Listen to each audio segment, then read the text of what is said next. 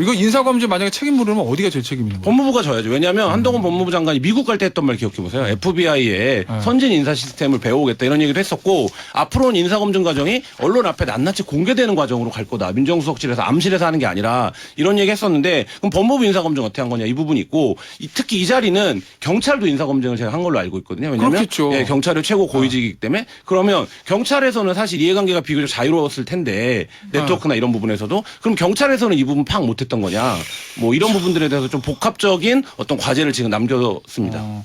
김태현의 정치쇼.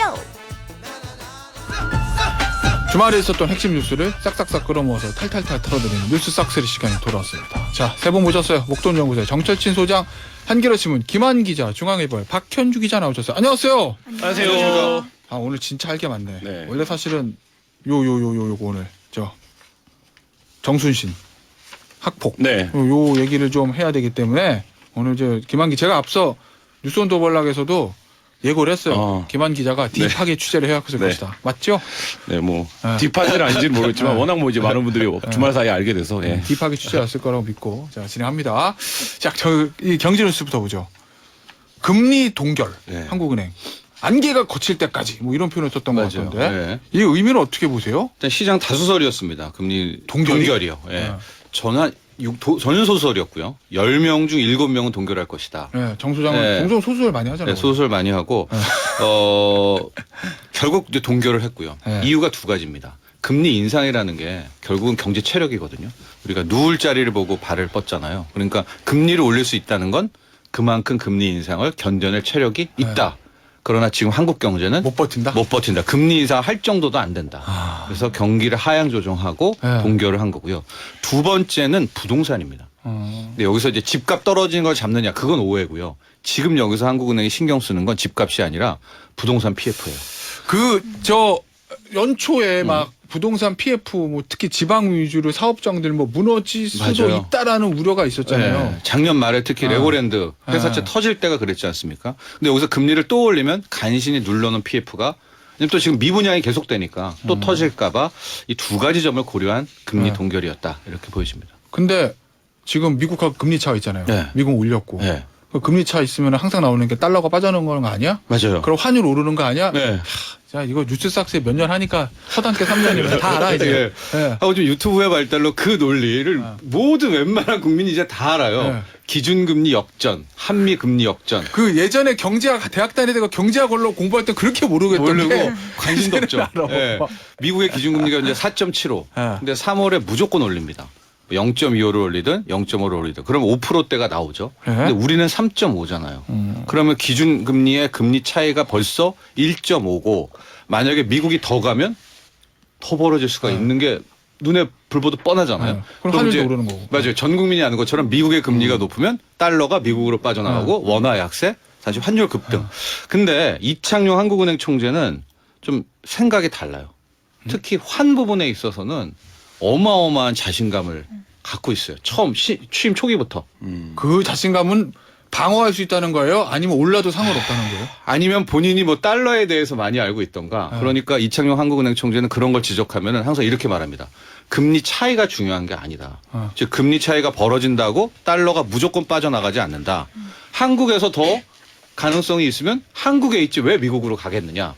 그러니까 굉장히 좀 유연하게 이야기를 하고 있고요. 그러니까 미국의 정수가 맨날 얘기하는 스마트 머니들이 환 차익보다 네. 한국에 투자해서 먹을 게 많으면 한국에 머물러 있지 그 환 차익 때문에 가지 않는다 이런 그렇죠. 얘기구나. 그게 우리 한국은행 총재의 주장이고 어제 기자들이 벌써 1,300원대 또 됐잖아요. 그럼 그때 과거 1,400원 됐으면 또 위험하고 그럴 때도 그런 특정 레벨 수준이 중요한 게 아니다. 즉 1,300원이면 위험하고 1,100원이면 안전하고 뭐 그런 게 아니라 변동성과 쏠림이 중요하다. 그 환율에 막 원화가 빠르게 약세된다든가 그런 쏠림 현상이 있지 않습니까? 근데 그런 것이 없다라고 해서 실제로 이미 1,300원을 넘었거든요. 네. 그럼에도 불구하고 이 환 부분은 일단은 한국은행은 신경을 쓰지 않았습니다. 알겠습니다. 자, 중국 얘기 하나 볼까요? 네. 중국에서 오늘 주말에 중국 되게 좋아하잖아요, 정 소장이. 중국. 네. 하긴 뭐 우리가 중국의 소비와 내수가 풀려야 우리 경제가 좋아지긴 하니까. 네, 전 올 한해 키워드로 그때 우리 여기서 얘기했지만 두 개를 잡거든요. 네. 첫 번째가 달러 약세, 네. 두 번째가 중국의 약진 네. 뭐 이런 표현인데요. 이 두 개가 없으면 올해는 주식이든 뭐든 꽝입니다. 예. 그런데 그런데? 첫 번째 달러는 약간 약세가 나왔잖아요. 지금 다시 강세가 됐지만 두 번째가 중국의 약진. 그거를 볼 수 있는 게 주말에 있는 양회. 맞습니다. 이 양회란 게 뭐예요? 두 가지 회의죠. 네. 예, 전인대하고 두 가지 큰 회의를 펼치게 되는데 전인대라는 거 우리로 말하면 국회. 네, 그죠? 전인대랑 정협 두 가지 네, 회의라고 해서 정협을 하게 양회고. 차이부터 좀 설명해 주세요. 예, 그래서 저희 지난해 10월에 여기서 당대회 얘기 많이 했잖아요. 시진핑 주석이 이제 3기가 열렸다. 그게 당의 행사고요. 이 양회는 국가 행사예요. 그래서 여기에서 이제 시 주석도 국가 주석으로 딱 임명이 되고 이런 절차를 밟아야 돼서 형식상 이번에- 절차는 있구나. 예, 그렇습니다. 그래서 뭐 국가 주석뿐만이 아니라 뭐 총리, 부총리, 상무위원 다 임명이 됩니다. 아, 그렇구나. 전국인민 대표대회는 우리나라처럼 국회. 예, 맞습니다. 중국 이미 정협은 정책 자문기구 같은 게 정협입니다. 그래서 전인대 정협 합쳐서 네, 양회 이렇게. 자, 근데 여기서 네. 어떤 정책이 나오면 이게 여기서 우리 늘 지금 나와요. 뭐가 나와요? 항상 이 양회를 통해 가지고 중국은 비전을 제시하고 특히 경제 정책은 거의 양회에서 나오거든요. 그러니까 이번에 이제 4일 5일이잖아요. 시작이 되는데 여기에서 중국이 얼마나 강력한 경기 부양을 하느냐. 그거를 세계와 돈들이 인정해 주느냐.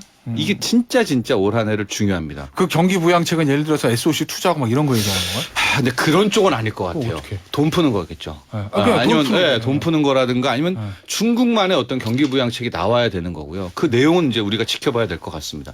특히 우리 한국 경제가 지금 진짜 위험해요. 이 뉴스에서는 굉장히 안 밝혀졌는데 지금 무역 적자가 임계점을 넘었거든요. 네. 작년 한 해가 420억 달러 이상인데 올해 1월 1일부터 2월 20일까지가 186억 달러예요. 그러니까 이미 작년에 최고 적자라는 거에 40% 적자가 지금 한국 경제가 나오고 있고 2월 이제 그게 적자예요. 그러니까 빨리 이 적자를 폭을 줄이거나 흑자로 돌리지 않으면은 진짜 힘든데 그 키워드가 어딨냐? 중국이에요. 왜냐하면 중국이 돌아가면 우리가 수혜를 볼 수 있어서 자, 뭐 사업을 하시든 주식을 하시든 이제 마지막 올 한 해를 평가하는 뭐 변곡점 중국의 양회 여기서 쏟아질 중국의 경기 부양책입니다. 저 박 기자 하나만 물어볼게요. 네. 양회를 계기로 중국 안평에서 가장 크게 주목하는 사람은 네. 리창이다. 네. 리커창이 아니라 커 네. 빼고 리창. 예, 리커창이 지금 현 총리잖아요. 아. 그렇기 때문에 이제 정 소장님 말씀하신 경제 정책을 그 양회에 좀 이렇게 후반부에 발표를 하고 떠나요. 아. 이 비운의 2인자라는 이야기가 있었던 리커창 총리 떠납니다. 주석 될 줄 알았을 건데. 네, 그렇습니다. 후계자로서도 이제 네. 후진타오가 키웠던 네. 그 리커창이 떠나고 이제 말씀하시니까 되게 이름이 비슷한데 네. 리창 총리가 옵니다. 근데 리창 총리는 뭔가 본인이 주도권을 갖고 경제 정책을 집행할 거라고 분석하는 전문가들은 많이 없어요. 그런 예전에 시진핑 네. 리커창 요 투톱 체제는 리커창한테 경제 예. 권한을 줬는데 지금은 그냥 시진핑 주석이 다 네, 가졌으니까. 당시에는 리커창 총리는 굉장히 성장에 집중을 했고 시진핑은 분배에 집중을 해가지고 이견을 보이다가 리커창이 사실상 식물 총리가 됐었거든요. 근데 리창 같은 경우에는 시진핑의 그 최측근이라고 보이는 시자준의 대표 주자예요.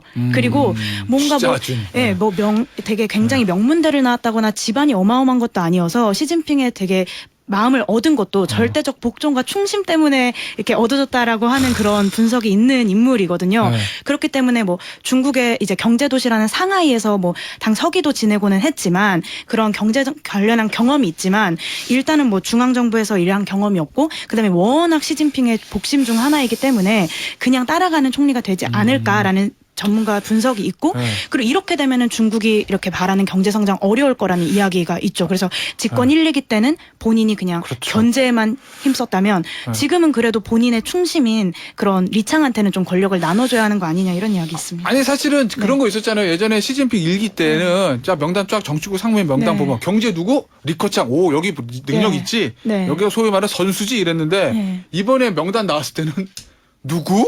예. 누가 선수지? 경제는 누가 하지라는 예. 그런 분석들이 외신을 왜냐면 중국 경제 제일 중요하니까요. 네. 그렇게 지적이 되곤 했는데 저는 기대하고 있거든요. 아 근데 기대해요? 왜냐하면 리커창은 천재예요. 그러니까 중국 천재예요. 쉽게 말하면. 그래서 뭘 세게 안 하고 좀 이 합리적으로 하거든요.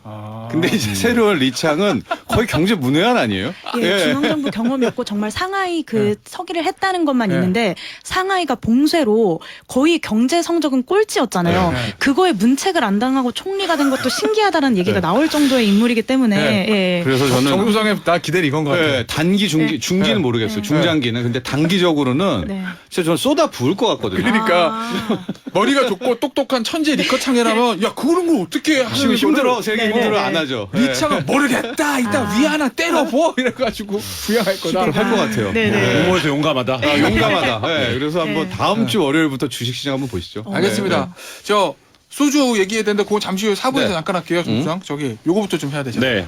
저 이거 하고 싶었어.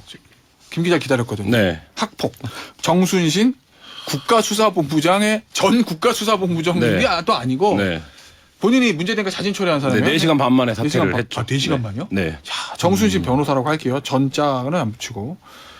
이게 일단 사실관계 정리부터 해보자. 학폭의 내용이 뭔지부터. 맞습니다. 이제 고등학교를 다니면서 강원도 지역에 있는 굉장히 유명한 사립 고등학교인데요. 여기를 다니면서 제주도에서 전학 온 학생에게 지속적으로 이제 언어폭력과 괴롭힘을 했다는 건데 이게 이제 표현을 언어폭력과 괴롭힘이라고 하는데 이미 많은 분들이 뭐 판결문에 나온 내용이라든지 학교에서 처리했던 문서들을 보셨을 텐데 수위는 굉장히 좀 심각합니다. 그러니까 지속적으로 이 학교 폭력이 흔히 이제 그 피해 학생의 인격을 파괴하는 행위다 이렇게도 표현을 하는데 현장에서는 뭐 그런 거 어떤 전형적인 어떤 그 폭력이 있었던 것으로 보이고요.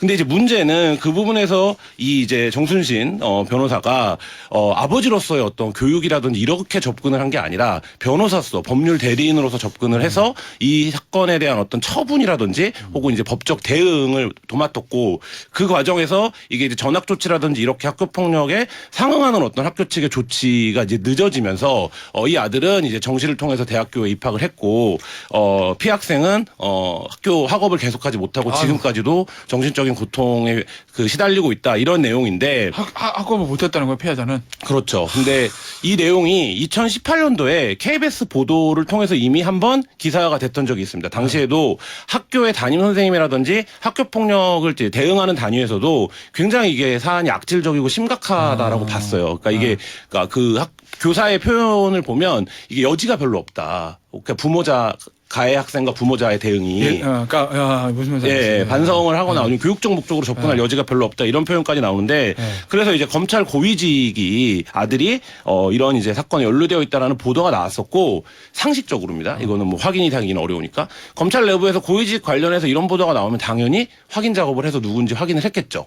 그러니까 이제 그때 근데 검찰 라인업이 누구냐? 이분이 이제 당시에 차장검사였고 중앙지검에 그 다음에 3차장이 지금 법무부 장관인 한동훈 장관이었고 윤석열 대통령이 당시 지검장이었습니다. 그러니까 이런 이제 관계들이 있는데 그때 이제 그래서 이후에 이제 변호사 개업을 하고 뭐 활동을 하다가 윤석열 정부 들어서 이제 첫 국가수사본부장의 공모 과정에 이분이 이제 응모를 해서 최종 사면에 돼서 국가수사본부장에 내정이 됐는데 내정이 되고 바로 이제 관련된 보도들이 나왔고 그 보도들이 나온 이후에 한 4시간 만에 이분이 사의 의사를 표명했고 대통령실이 수용을 했습니다. 저 좀 궁금한 거. 네. 혹시 이 소송에서 최종적으로 정순신 이 변호사 아들이 이겼어요? 졌어요? 졌습니다. 졌죠? 네. 이게 저는 왜 대법까지 가서 졌는데 그 과정이에요. 졌을 것 같아. 네, 그 과정인데 1심 판결 나고 거기에 불복하고 2심 판결 나고 1심하기 전에는 학교 측의 처분에 대해서 가처분 신청을 내고 그러니까 이게 뭐 많은 언론들이 오늘 지적을 했습니다만 굉장히 프로페셔널하게 이 부분을 접근을 했고 이게 이제 말하자면 두 가지 부분에서 국민들의 감정을 건드리는 건데 나 질문 하나만 네. 돼요. 그러니까 대부분 이게 보면 학폭이 당시에 교사 말씀을 들어보면 속된 말로 다툼의 여지가 아니라 그냥 빼도 박도 못하는 네. 상황이잖아요. 그렇- 내가 네. 그런 말을 했니 안 했니가 네. 아니라 그냥 한 게 나와 있는 네, 거잖아요. 네. 그냥 사실관계가 이미 정리된 네, 거래요. 네, 그러면은 대부분 부모가 아이들을 자기 아들의 뭐 교육적 목적이라든지 아니면은 처분을 좀 덜 받게 하더라도 사과하고 합의 보고 그래서 선처를 받는 게 일반적이거든요. 그렇죠. 왜냐하면 네. 이거는 다퉈도 답이 안 나오는 거니까 속된 말로 네. 빼도 박도 않는 네. 거니까. 근데 이 부자는 왜 이거를 다퉜을까? 네. 그러니까 예를 들어 사실관계 애매해서 나 억울한데 나 그런 말 안 했는데 왜 쟤는 했다고 이게 아니라 그게 아니죠. 예. 빼도 박도 못하는 네. 거잖아요.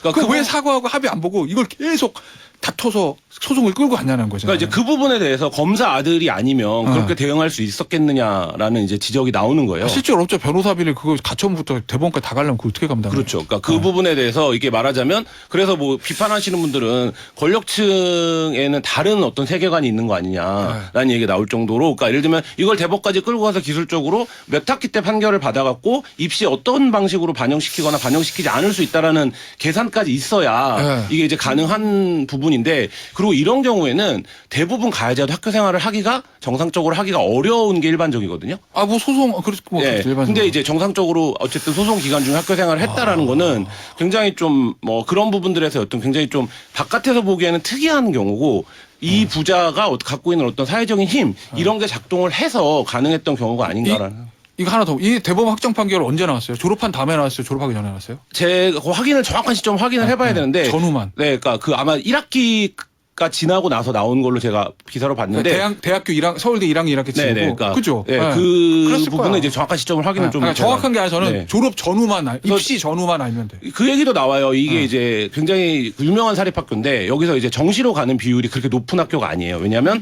대부분 이제 수시를 준비하는 학교인데 특이하게 정시로 이제 대학을 갔는데 그 부분도 이 소송을 진행하는 과정에서 뭐 입시나 이런 부분들에 대해서까지 다 뭐 고려를 했던 게 아니냐. 왜냐하면 그 수시로 갈 경우에는 학교 생활 기록부라든지 여러 가지 이제 과정들이 반영이 돼야 되기 때문에 사실 그런 면에서 모두가 이제 국민들이 이 문제에 대해서 어떤 분노를 갖게 된 거죠. 그게 저도 변호사지만 소송을 하다 보면 소송할 때 제일 목적은 이기는 게 목적이에요. 두 번째 소송을 하는 이유는 이기지 못하고 지더라도 최종 결과가 마지막 되게 늦게 나오게 맞죠. 끄는 것들 계속 소송하고 뭐 항소하고 상고하면서 끄는 거. 지연. 네. 결과 최종 왜냐면 대법원 확정 판결 나와야 사실과 확정이니까 그거를 목적으로 하는 경우도 있는데 이건 이제 뇌피셜이나 추정이에요. 정순신 변호사의 정확한 의도는 알 수 없으나 어쨌든 대법원 확정 판결이 아들이 대학 입시 나온 다음에 나왔다. 그 얘기는 생활기록부에 학폭이란 두 단어는 안 들어가는 거잖아. 그렇죠. 그게 있고 그게 그거가 아니었을까라는 그냥 추정입니다. 저는. 그러니까 그 변호사님 말씀대로 법을 아주 잘하는 사람이 아니면 사실 그렇게 대응하기 어렵고 지금 이제 논란이 되는 부분은 그 사건의 대리인이 정순신입니다. 그러니까 법률 대리인이. 본인의 아버지가? 예, 본인이 직접 한 어허. 사건이에요. 그러니까 판결문 검색도 그래서 정순신 변호사 이름으로 검색을 하면 판결문이 나와요. 왜냐하면 소송 대리인이니까. 대리인이었기 때문에. 그래서 사실 그런 부분들도 사실 이제 굉장히 좀 왜 이게 인사 과정에서 검증이 안 됐는지 이런 부분들에 대한 분노가 일고 있습니다. 잠깐 일단은 저희가 사실관계 좀 정리해 드릴게요. 대법원 확정 판결은 2019년이고요. 네, 그 고3 때 고3 1학기일 거예요. 고3 1학기고 아. 대학 입학은 2020년인데 생기부에는 학폭이 네. 있었네요. 그럼 생기부 저희가 정정하겠습니다. 정시라서 이제 반영이 안 정- 된 거죠. 네, 정정할게요, 여러분. 네. 앞서 제가 뉴스홈독 굴라부터 지금까지 저희가 좀 사실관계 잘못 만들었으니까 얘기 잘해야 됩니다. 대법원 확정 판결은 2019년 그리고 그러니까 고3 1학기 네. 대학 입학은 2020년 그러면은 생기부에 나왔을 거예요. 네. 왜냐면 확정 판결 나왔어요. 학폭 나왔으니까. 이러고. 네. 근데 생기부 그게 전 수시 못 가죠. 못 가죠, 절대 네, 못 못 가. 그러니까 네. 정시다. 네. 네. 정시로 갔으니까 서울대에서는 정시니까 그냥 전수만 보고 뽑는 거지. 수능 점수를 보고 이제 기본적으로 네. 뽑는 거기 때문에 생기 반영이 안 됐다. 이렇게 정리를 하겠습니다. 사실관계를 조금 착오로 말씀드린 거는 저희가 사과를 드리고. 자, 그러면 궁금한 거. 이거 인사검증에서 왜 못 걸러낸 거예요? 자, 기본적으로 인사검증 과정을 보면 후보자가 되면 질문지를 보냅니다. 이 질문지는 뭐 경우에 따라 다른데 최소 200가지 이상의 질문으로 구성이 되어 있는데 여기에 당연히 직계존속이나 배우자의 소송관계 여부를 묻는 질문이 있는데 오늘 법무부가 어저께까지는 이제 그걸 확인해 줄 수 없다라고 했는데 뭐 동아일보 등의 보도에 따르면 없다라고 기재를 해서 냈다는 거예요. 그래서 말하자면 1차적으로 이해를 하면 본인이 없다고 해서 몰랐다 이게 돼요. 근데 세 가지 문제가 있습니다. 하나는 공모 과정에서 이분이 변호사를 하다가 갑자기 내가 국가수사본부장을 해봐야겠다. 사명감을 갖고 지원 한 게 아니라고 하면 어느 정도의 관계성 속에서 이게 지원이 됐을 텐데 제가 경찰 외부위원회에 참여했던 변호사한테 국가수사본부장으로 검사 출신이 온데 이 얘기를 들은 게 작년이에요. 그러니까 경찰 내부에서 이미 파다하게 구체적으로 누군지 지목은 되지 않았지만 수사본부장의 검사 출신이 온다는 얘기가 있었어요. 근데 이분이 지원을 했고 됐습니다. 그러면 이 과정에서는 추천이 있었다라고 보는 게 누군가가 권했다. 사정교감. 네. 라고 자, 말씀. 이렇게 하자. 네. 광고 듣고 출연을 드려야 됩니다. 자, 균형 잡힌 시사 김태현의 정치쇼는 항상 균형이 잡혀있고 열려있기 때문에 사실관계가 오류가 있으면 바로 저희는 정정합니다. 바로 정정. 이렇게. 자, 김한 기자. 네. 그래서 아까 세 가지 문제에서 하나는 이미 인사 추천 과정. 추천 과정. 네, 그러니까 추천 과정이 어떻게 되는지를 확인해 볼 필요가 있고 이 추천 과정이라는 게 왜 중요하냐면 말씀드렸던 것처럼 이 사건이 있었을 때 중앙지검의 핵심 멤버들이 지금 청와대에도 있고 법무부 장관인 거잖아요. 그러니까 그렇다라고 하면 이 문제에 대한 인지 여부를 사전에 어느 정도 알고 있었느냐 이 과정이 이제 여기서 판단이 나는 거고 그러니까 그냥 더 정순신 변호사가 안 썼으니까 모른 거냐? 네. 아니면 그 당시에 중앙지검에서 뉴스 보도 나올 때 K본부 보도 나올 때도 알고 그렇죠. 있었는 그 거고. 과정이 하나 있고 또 하나는 누군가 그런 과정에도 추천이 됐다라면 지금 왜 이런 기본적인 게 검증이 되지 않았냐 이게 가장 큰 의혹인데 그럼 이거는 검증을 안 한 게 아니냐라는 이제 의혹 제기가 되는 거예요. 그러니까 이미 누군가가 해야 그 자리를 누가 가기로 답이 정해져 있고 네. 답이 정해져 있는 상태에서 인사검증이라는 게 사실상 그러니까 무력화된 게 아니냐 뭐 이런 비판이 지금 나오고 있는 겁니다. 알겠습니다. 자, 근데 이게 4시간 만만에 사의를 표명하고 대통령실을 또 정리한 거 보면 이게 그만큼 사안이 심각하다는 거는 알았던 거네요. 그렇죠. 주말 사이에 굉장히 다음에? 폭발적이었던 이슈, 폭발적이었고 지금 이제 OTT 드라마의 영향 뭐 이런 것들로 이 학교 폭력에 대한 인식 자체가 국민이 완전히 다르다라는 거를 대통령실과 말하자면 경찰이 좀 그 뒤늦게 감각이 좀 달랐던 것 같고요. 사실 운동선수가 학폭을 해도 국가대표에도 못 뽑히는 게 지금 이제 국민 정서인데. 안우진 선수 보면. 네. 국가수사본부의 본부장이 이 아들이 이렇게 됐는데 거기에 본인이 어떤 그냥 아버지로서 역할을 한 게 아니라 적극적인 가해 학생을 두둔하는 법률 대리인을 했다. 이 부분을 좀 받아들이지 못한 것 같습니다. 알겠습니다. 이거 인사검증 만약에 책임 물으면 어디가 제일 책임 있는 거예요? 법무부가 져야죠. 왜냐하면 한동훈 법무부 장관이 미국 갈 때 했던 말 기억해 보세요. FBI의 선진 인사 시스템을 배워오겠다 이런 얘기도 했었고 앞으로는 인사검증 과정이 언론 앞에 낱낱이 공개되는 과정으로 갈 거다. 민정수석실에서 암실에서 하는 게 아니라 이런 얘기 했었는데 그럼 법무부 인사검증 어떻게 한 거냐 이 부분이 있고 특히 이 자리는 경찰도 인사검증을 제가 한 걸로 알고 있거든요. 왜냐하면 그렇겠죠. 예, 경찰의 최고 고위직이기 때문에 그러면 경찰에서는 사실 이해관계가 비교적 자유로웠을 텐데 네트워크나 이런 부분에서도 그럼 경찰에서는 이 부분 파악 못했던 거냐 뭐 이런 부분들에 대해서 좀 복합적인 어떤 과제를 지금 남겼습니다. 후임 경찰 국가수사본부장 인선 들어갔죠. 야, 이거 부담스럽겠다. 지금 굉장히 부담스러워졌죠. 왜냐하면 기본적으로 이 자리에 검사 출신이 가는 게 맞느냐라는 쟁점이 또 다시 이제 부각이 됐고. 근데 그 얘기는 저도 작년부터 듣긴 네. 했어요. 결국 검찰 출신이 갈 거라고. 네, 그렇죠. 그러니까 이게 경찰 수사를 총괄하는 자리인데, 그러니까 그리고 국정원으로부터 대공수사권도 이행받아서 지휘하는 자리거든요. 그러니까 이제 그렇기 때문에 이렇게 되면 사실 이제 다시 검사 출신의 임명을 할 거냐. 근데 이 정권의 이제 스타일상 믿을 만한 사람을 믿을 만한 자리에 보내고 이제 버티는 사례가 많았기 때문에. 형식상으로는 문제 없는 거잖아요. 그렇죠. 예, 공모를 밟아야 되기 때문에 뭐 그런 거고 그 경찰 입장에서는 내부적으로는 뭐 공개적으로 못하겠지만 이번 기회엔 경찰이 이 자리에 가야 된다 이런 논리가 이제 강해질 거기 때문에 사실 후임 인선 어떻게 될지는 좀 지켜봐야 될 것 같습니다. 경찰의 입장은 검사 출신이 경찰 국가수사본부장에 오면 검경 수사권 조정에 이게 무슨 의미가 있냐 뭐 이런 시각인가 경찰은. 경찰이 가장 민감해하는 단어를 뽑자면 지휘예요. 그러니까 지휘. 예, 우리가 검사의 지휘를 또 받느냐 그러니까 수사권 개혁을 했는데도 뭐 이 정서가 있기 때문에 사실 이 부분 어떻게 될지는 좀 봐야 될 것 같습니다. 이걸 임명에다 대통령실 입장에서는 아니 현직 변호사지 뭐 현직 검사 아니잖아 뭐 이런 얘기일 거고. 네. 알겠습니다. 자, 요 얘기는 여기서 마무리하고 요거 잠깐 경제 얘기 잠깐 해볼게요. 소주 6,000원. 네. 이제 나라도 들여다본다면서요. 그럼 이제 이거 못 올려요? 글쎄요. 이제 술값은 거의 매해 올라요. 2% 3%씩 오르는데 작년에 실은 많이 올랐거든요. 소주값, 맥주값 한 합쳐서 6% 올랐는데 이제 문제는 작년에 너무 많이 올랐잖아요. 올해는 잠잠해야 되는데 올해 또 오릅니다. 근데 올해 오르는 폭도 작년만큼 오를 것 같아요. 뭐 소주 같은 경우에는 소주 병값이 작년엔 뚜껑값이 올라서 올랐는데 오늘 병값이 올랐고 맥주는 이제 주세가 올라서 오르는 거예요. 근데 지금 오늘의 다룰 뉴스는 뭐냐? 실질적으로 오른 부분을 출고가, 공장가 부분으로 하면 아주 쉽게 얘기하면 한 100원, 200원 오릅니다. 근데 이게 그렇죠. 식당으로 가면 1,000원이 올라 버리니까 이제 대통령실에서는 왜 그러냐를 이제 파악을 해보자라는 건데요. 근데 사연은 있습니다. 왜냐하면 술은 아무나 유통을 못해요. 면허를 갖고 있는 전문 도매상이 유통을 하기 때문에 마진이 일단 셉니다. 그래서 100원, 200원 올려도 이 도매상이 일단 가져가고 그리고 식당에 떡하니 오는데 식당에서 우리가 소주를 시킬 때 이제 만약에 뭐 400원 올랐어요. 그러면 5,400원이요. 이러지 않잖아요. 보통 식당에서는 500단위 좀 큰 식당은 1,000단위로 이제 올리기 시작을 합니다. 그래서 6,000원 되는 거죠. 500단위로 올리는 식당도 없는 것 같아요. 이제 앞자리가 네. 바뀌어요. 예. 그러니까 이제 뭐 5,500원이 아니라 6,000원이 되니까 이제 대통령실에서는 오히려 뭐 경제부총리들이 나서서 그 적당히 올려라라는 거죠. 1,000단위로 말고 끊어서 올려라라는 건데 조금만 더 말씀드리면 이제 식당 주인분들도 할 말이 있습니다. 왜냐하면 왜 1,000단위로 올리냐면 만약 5,500원으로 올리잖아요. 그러면 안 사 먹는 분들이 많아져요. 그럼 이걸 어떻게 커버하냐? 6,000원 올려가지고 사 먹는 분들이 어느 정도 이렇게 치게 되는 뭐 이런 또 식당 알겠습니다. 주인들의 하소연도 함께 있습니다. 자, 이거 하고 저 안보 소식 하나만 전해드릴게요. 네. 이거 자랑해야지. 이거 제가 속보를 전해드렸거든요. 북한 24일날 전략 순항 미사일 발사할 때 네네. 그때 제가 그랬어. 여기 합참 발표가 아니고 그죠, 남 PD 내가.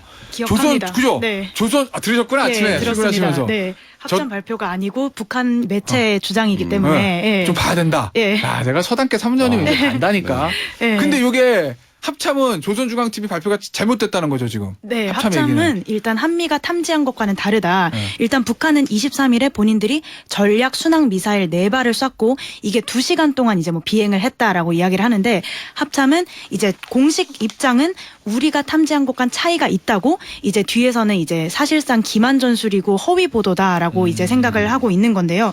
이게 순항 미사일의 특성 때문에 그래요. 미사일이 딱 2개잖아요. 거의 이렇게 크게 보면 탄도랑 순항이 있는데 탄도 같은 경우는 위로 딱 솟구쳐서 아예 위성이랑 레이더에 잡힐 정도로 솟구치기 때문에 이거 탐지하기가 어렵지 않은데 순항 같은 경우는 만약에 저고도에서 이렇게 순항해서 크루즈 미사일로 가면 잡기가 어렵거든요.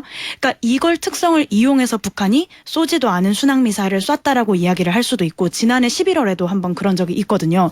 근데 또 바꿔서 말하면 그런 순항 미사일의 특성 때문에 혹시나 한미가 잡아내지 못한 것인가라는 의문도 있는 게 사실입니다. 그리고 이 꿀팁이 전략이라는 말이 붙으면 핵 탑재를 이제 상정을 했다라는 거거든요. 그러면 전략 순항 미사일이라는 건 핵을 탑재해서 크루즈 미사일로 계속 이렇게 초저고도에서 미사일을 날려서 목표물을 타격하는 능력인데 요걸 잡아내는 능력이 뭐 어느 정도로 정교하냐라는 논란이 이것 때문에 생겼죠. 근데 일단 군은 북한의 발표가 기만 전술이다라고 이야기합니다. 자, 그런데 같은 24일 날 네. 한미 국방부가 제8자 확장 억제 수단 운영 연습 결과를 공동 발표했다. 네. 핵을 같이 운영하겠다 요거잖아요. 네, 요거 맞습니다. 발표 내용 중에서 주목해 보면 뭐 있어요? 이건 그래서 해구산 도상 연습이라서 우리가 뭐 핵 관련한 이제 뭐 유사 사태가 발생했을 때 어떻게 해결해 나갈지 당국자들이 토의하는 거거든요. 근데 저는 최근에 한미가 하는 얘기 중에서 가장 주목해 볼 게 너무 반복적으로 들으셨겠지만 북한이 핵을 쓰면 어떤 위력이든 정권이 종말이다라는 말을 많이 쓰는데 이게 뭐냐면 우리 국민들이 북한이 미국에 대해서 ICBM을 쏘면은 그 정권이 종말이라는 데에 대해서 의심을 갖는 분은 아무도 없어요. 가장 애매한 게 뭐냐면 제주도 앞바다에 북한이 핵을 탑재한 단거리 탄도미사일을 쏜다. 이때 미국이 압도적인 능력으로 보복을 할 것이냐. 이게 가장 딜레마거든요. 여기에 대해서 한미 당국자들도 똑떨어지게 답을 못해요. 그렇기 때문에 이걸 불식시키기 위해서 어떤 위력이든 간에 쓰면 종말이다. 이런 식으로 이야기를 하는 겁니다. 그래서 이런 표현 자체를 좀 주목해 보실 만합니다. 알겠습니다. 자, 다시 정치권 소식 좀 보죠. 네. 김 기자, 오늘 또 2시 반에 한동훈 장관이 체포동의안 묘지 설명, 네. 그 이후에 이재명 대표의 신상 발언, 네. 그리고 무기명 투표. 네, 그렇습니다. 2시 반부터 여의도가 날리겠네. 오늘 네. 뭐 사실 제일 큰 이벤트라고 해도 과언이 아닌데요. 지금 이제 관심은 네. 뭐 부결이 되는 거는 기정사실로 기정사실. 예, 여겨지는데 몇 표로 부결이 될 거냐 이거에 따라서 향후 정국이 굉장히 좀 출렁일 가능성이 높습니다. 저는 하나 궁금한 거 한동훈의 창과 이재명의 방패. 아. 엄청난 말을 서로 주고받을 거는 확실하거든. 근데 그러니까 그래서 뭐 그냥 기자 입장에서 봐도 둘 다 너무 수위가 세요. 표현이나 네. 이런 것들이. 그러니까 사실 지금 뭐 한동훈 법무부 장관이 그런 얘기 판사 앞에 가서 하셔라. 이재명 대표를 향해서 얘기를 했어요. 기자회견 하니까. 사실 그것도 이제 기분 나쁘죠. 근데 네. 법무부 장관이 그렇게 꼭 대응해야 되나 이 생각도 들고 반대로 이재명 대표도 이제 본인에 대한 수사가 부당하고 억울하다라는 얘기를 하면 되는데 그걸 너무 이제 말하자면 정치적인 언어로 풀어가니까 뭐 정부 입장에서는 사실 이제 그렇게 받을 수밖에 없는 이런 상황들인데 이게 이제 오늘 국회 의사당이라는 공간 안에서 부딪히기 때문에 사실 이제 어떤 얘기들, 그러니까 두 명 다 어떤 정치적인 행위를 한다라고 보면 굉장히 큰 이제 말하자면 주목도가 있는 메인 이벤트에 둘 다 이제 오늘 등판하는 격이죠. 자, 그러면 표수가 만약에 부결됐어요. 네. 반란표 없이. 네. 그럼 그 이후에 이재명 대표는 뭐 탄력을 받는 거예요? 아니면은 뭐 뭐라 그래야 돼? 탄력까지라고 해야 되는지 모르겠지만 이제 이번이 마지막은 아닐 거거든요. 계속 치겠죠. 예, 그러니까 만약에 근데 압도적인, 그러니까 지금 뭐 기준을 당내에서는 161로 잡고 있어요. 그러니까 노웅래 의원에 대한 그 부결안이 161표가 나왔는데 네. 그 이상이 나올 경우에는 향후 대응도 지금 이번과 같은 기조로 간다. 그러니까 예를 들면 체포동의안이 올 때마다 뭐 자유투표를 하되 계속 이제 부결시키는 전략, 뭐 이런 것들이 이제 대세 중론이 될 수 있고, 근데 그게 아닐 때가 이제 문제예요. 그러니까 예를 들면 161선이 무너졌다. 지금 마지노선을 한 142에서 161 사이면 이제 부결이거든요. 네. 근데 이게 140대로 부결이 되느냐, 아, 그렇지. 예, 150대로 부결이 되느냐, 이게 이제 결국엔 민주당 내 이탈표의 숫자를 의미하는 건데, 그럼 이렇게 될 경우에는 당장의 3일에 선거법 위반 혐의로 법정에 섭니다. 근데 이것도 사실 굉장히 리스키하다고 보는 시각들이 있어요. 왜냐하면 물론 뭐 1심이니까 계속 뭐 불리한 결과가 나와도 가겠지만, 그럼 이런 건건이 나올 때 어떻게 할 거냐. 그리고 당장에 그러면 이 체포동의안이 부결되면 불구속 기소를 할 텐데, 그러면 당장에 또 당원 80조를 적용하자, 기소된 당직자의 권한을 정지시키는 뭐 이런 목소리들이 힘을 얻을 가능성도 있습니다. 그 얘기들 있잖아요. 뭐 서른 의원도 그렇고 권노가 상임고문도 그렇고 조홍천 의원의 전원 이런 것들을 들으면 비명계 일각에서 자 이번엔 도와드릴게. 네. 대신 나중에 네. 문제가 생기면 기소하고 되면 그때 결단해야 되는 거 아니야? 이런 움직임이 있다는 얘기들. 그러니까 조홍천 의원은 계속 그 얘기하고 있어요. 당대표한테 결단을 요구하는 그룹이 있었다. 구속은 우리가 일치 단계에서 맞겠지만 네. 그러니까 이 얘기는 뭐냐면 이재명 대표가 지금 기소되기 전에 계속적으로 의원들의 모임들을 만났잖아요. 이 과정에서 이런 요구를 했던 그룹이 있었다라는 얘기거든요. 그러면 이게 실제로 이번에는 이제 동의가 되더라도 다음번에는 점점 더 그 반대하는 목소리가 커질 거고, 여기서 이재명 대표의 결단이라는 건 사실 이런 겁니다. 민주당 입장에서는 총선 때까지 이 문제를 안고 가긴 좀 어렵지 않냐. 그러면 결국에 이재명 대표가 사퇴를 하든지 아니면 내가 법적으로 무고함을 증명해서 돌아오겠다라고 하든지 뭐 이런 과정이 있어야 우리가 총선을 치를 수 있다. 이 얘기거든요. 그럼 사실 이제 이 부분이 저는 이제 올해 내내 민주당에서 굉장히 좀 뜨거운 이슈가 되지 않을까 싶습니다. 알겠습니다. 자, 외교안보사 하나 더 볼게요. 무기 좋아하시는 분들이 많기 때문에 무기 얘기 좀 해볼게요. 미국의 6,000톤급 핵추진 공격 잠수함 스프링필드. 네. 야, 이름 멋있다. 예, 오늘 뭐 신문 일면을 장식한 네. 그런 네. 이게 이제 부산에 들어왔다는 건데 예. 원래 이 정도의 핵추진 공격 잠수함에 핵무기 탐지하고 있는 거죠, 이거. 예, 그렇습니다. 이거 그 원래- 토마호크 미사일을 달 수가 있어서 네. 동부가 어디 해역에 있든지 북한을 다 타격할 수가 있긴 합니다. 어디 예. 숨어 있든지 간에 예, 맞습니다. 핵 추진으로 가니까 또 원자력으로 이동하는 잠수함이고요. 예. 핵추진 원자력 잠수함이니까 네네. 동부가 어디에 있든지 토마호크로 네. 북한에 때릴 수 있다. 그럼 잠대지 미사일을 네. 다 갖고 있으니까요. 예. 근데 이거 원래 이런 거 원래 비공개하는 거 아니에요? 잠수함이 어디 있는지 몰라야 잠수함이 맞아요. 그냥 하늘에 네. 떠 있으면은 잠수함이기 때문에 그 특성상 은밀하게 위치를 공개하는 게 아닌데 네. 이번에는 부산항에 입항을 했다고 이야기를 하고 뭐 공식적으로는 뭐 군수품 이제 실으러 왔다라고 이야기를 하지만 공식적으로는 예, 그렇지만 근데 이거는 누가 봐도 이제 두 가지 메시지인데 일단 북한에 대해서는 경고고요. 네. 우리에 대해서는 약속의 메시지인데요. 이게 우리가 확장 억제에 대해서 굉장히 불안감이 있잖아요. ICBM 쏘고 SRBM 쏠 때마다 우리 정말 미국의 해구산 아래에서 안전한 걸까라는 이런 의구심이 있고 심지어 전술핵 재배치 이야기까지 나오는 마당인데 그렇기 때문에 계속 우리 국민들에게도 이걸 보여주는 측면이 있죠. 그래서 오늘 아침 신문 일면 보신 분들은 부산항에 이런 핵추진 공격 잠수함이 들어왔다라는 걸 보고 좀 여론을 이렇게 다독이는 미국의 의도도 있다라고 생각합니다. 그럼에도 불구하고 제주도 앞바다에 무슨 일이 생기면 예. 그때 미국이 어떻게 움직일지에 대한 의구심은 거기에 대한 걱정은- 모호한 회색 그래서 북한이 다음 도발로 그런 회색지대 도발할 거라는 전망도 아, 있습니다. 예. 아, 알겠습니다. 하나만 더 볼까요? 네. 김주혜. 예. 저희가 이 시사 프로 진행하면서 김정은 딸 얘기를 하게 될 거라 생각도 못했습니다. 네. 김정은이 아직 30대 초반이죠. 네. 예, 그렇습니다. 근데 딸 화살이었습니다. 얘기를 하게 될 줄이라고 정말 한 예. 30대 후반. 후반? 예. 아, 그래도 그렇지 뭐 자. 평균 수명에도 2, 30년은 더 할 건데 예. 벌써부터 후계자 얘기 나오고 딸이 자 보시면 열병식 나왔어요. 우표에 나왔어요. 이거 뭐야? 무슨 착공식? 어떻게 보면 그냥 평양에 있는 신도시 착공식에 네. 나온 건데요. 네. 이제 이번이 7번째인데 주목해볼 게 5번까지는 계속 군 관련 행사에만 나왔는데 네. 직전에는 체육 관련 행사에 나왔고 이번에 신도시 착공식이면 경제 행사잖아요.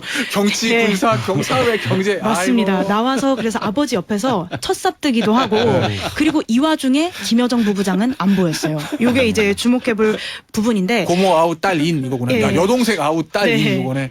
그리고 또 특히 의미가 있는 게 지금 북한이 경제 제재와 그다음에 코로나19 속에서 유일하게 주력하는 게 딱 두 개인데 하나가 많이 아시는 군사 분야고 그렇겠죠. 두 번째가 건설이에요. 건설? 건설은 군 인력 동원해서 물론 자재 수급의 문제도 있지만 네. 그래서 북중 국경을 가끔 여는 거고요.